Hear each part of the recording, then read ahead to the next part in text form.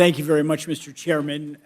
As we all know, the Biden administration, under the Inflation Reduction Act, enacted $79 billion in new funding for the IRS, doubling the agency's budget by 2031 and growing its workforce by tens of thousands.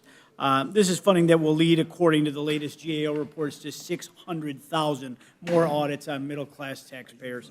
Chairman Smith, can you walk us through the cuts that this legislation includes to stop the Biden IRS hiring and auditing blitz on the American middle class?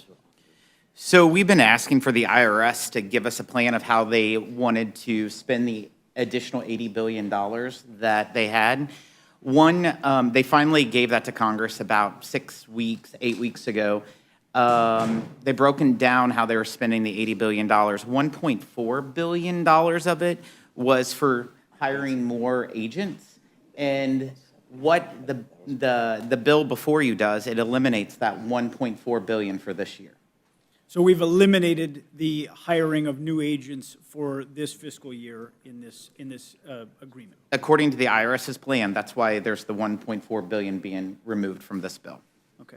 Thank you, Chairman Smith. In January, the first vote we took as House Republicans was to rescind the billions in taxpayer dollars allotted to the IRS by the Biden administration for the thousands of new agents and hundreds of thousands of new audits. The Biden administration vowed to supercharge the IRS with new money and agents to extend the long arm of enforcement into the pockets of, not the top earners, but everyday taxpayers making less than $75,000 a year. Now, flash forward to today, and we have now included in this deal provisions to stop the Biden administration from funding this IRS expansion. I'd like to pivot here, Chairman Smith, to the subject of work requirements included in the legislation. Under the current law, states must demonstrate at least 50% of the state's work-eligible individuals receiving assistance through the Temporary Assistance for Needy Families, or TANF program, are engaged in work, or the states face a penalty. Chairman Smith, how have states skirted these requirements and penalties, and how does the Fiscal Responsibility Act restore accountability to this safety net program? There's several ways that the states have created loopholes in regards to TANF. For example, under that work participation rate, every state's supposed to be at 50%, but they have found, in fact, 34 states last year had 0% participation rate. 57% of all TANF recipients were not part of the work requirement. And so this bill actually closes a loophole. One way that they would change the participation rate is by issuing small checks.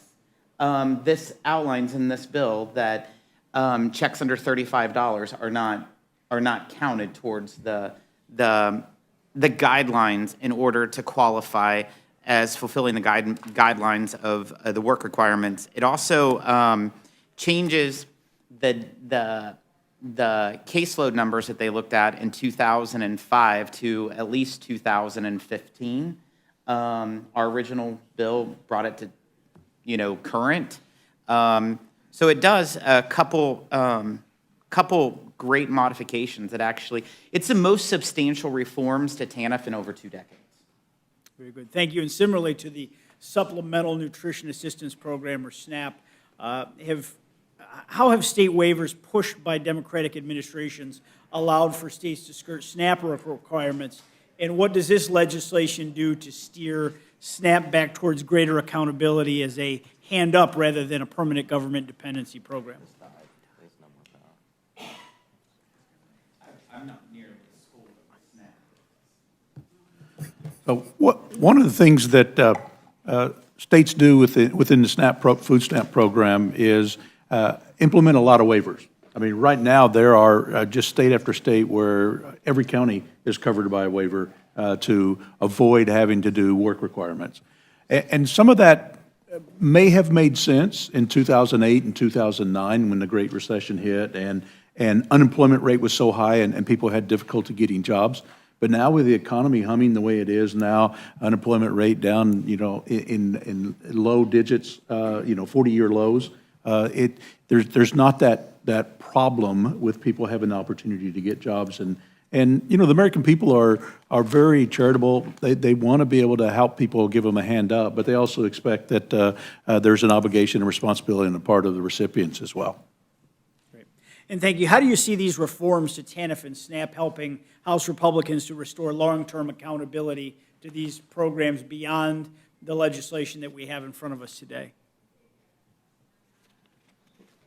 I think one of the things that we look at is, one, how do we help the economy grow? Having more people back in the workforce, helping build their skills back up, and getting into a full-time job. Ultimately, being skilled and having positions where they earn enough that they don't need food stamps or TANF assistance at all. That's obviously a benefit. Actually, it's a double benefit. You don't have the spending to provide that hand up, but you also have tax revenue that comes from the increased in improvements in the economy. Thank you, Chairman Smith and Congressman Estes. The bottom line is this administration cannot be allowed to use the potential of a default as a threat to bully Congress and the American taxpayer into passing a carte blanche clean debt ceiling that does nothing to shore up the out-of-control spending that goes on at this very point today. Now, House Republicans, we went to the negotiating table, and for 100 days, there was no action from the White House. They were the sole voice in the conversation about our country's fiscal future. And we came back with legislation that we have before us today. As my colleagues have pointed out, it represents the largest reduction to our nation's deficit in history. And this legislation includes $2 trillion in cuts to government spending, a halt to the Biden administration's aggressive expansion of the IRS that could be targeted right at middle-class America, a clawback of $28 billion in unspent COVID funds from the boondoggle legislation that Democrats and President Biden spent the last 2 years enacting into law, causing historic inflation that hurt so many Americans, and a restoration of accountability and work requirements to safety net programs that ensure that they give Americans a hand up, not a permanent government dependency. We have an opportunity today to ensure that any increase in the debt ceiling comes with important provisions and put the brakes on some of this administration's worst policies and saves hardworking taxpayers trillions of dollars in the process. We owe it to our veterans and our children and our grandchildren to get this process started. It's a long process, and our work is not nearly done. We have to get much more done through the appropriations process. This isn't everything that we wanted. Limit, Save, Grow wasn't everything that many people within the Republican conference wanted, but it was a step in the right direction. And in divided government, you know, this legislation before us provides the next practical step forward. So once again, I appreciate all the work that went into hammering out this critical deal, an important first step that we have before us today, and I yield back.